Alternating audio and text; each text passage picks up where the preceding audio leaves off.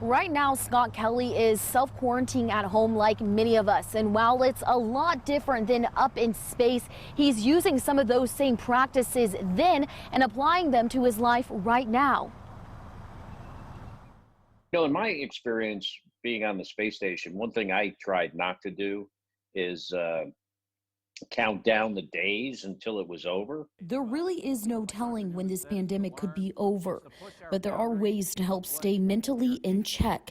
For Scott Kelly, when he was on a mission, he'd maintain a routine. It was important to follow a schedule, a very varied schedule of, taking care of yourself, your environment. Before he left for space, he met with psychologists and trained himself mentally.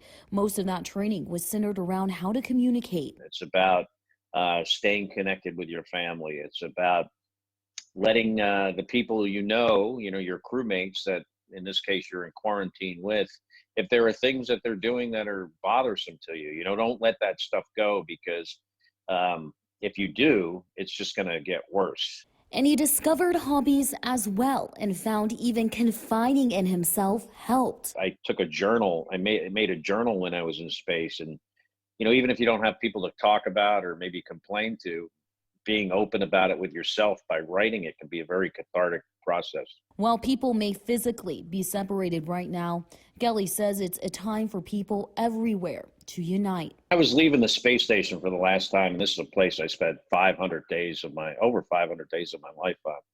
And I'm looking out the window at the part I could see from the Russian Soyuz, and I'm thinking to myself, we built this space station. A lot of it was built there in Huntsville, Alabama, by the way, but we built it as a country, but also as an international partnership. It's built in this extreme environment. This is one of the hardest things we've ever done.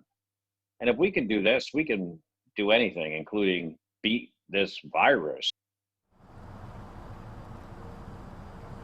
He says when he was in space that he would remind himself he has a mission to complete. He says right now for everyone, our mission is to help stop the spread of coronavirus and help out in any way we can. He says he hopes that we can look back on this time and be proud of how we handled it. Reporting live in Huntsville, Megan Reyna, Way 31 News.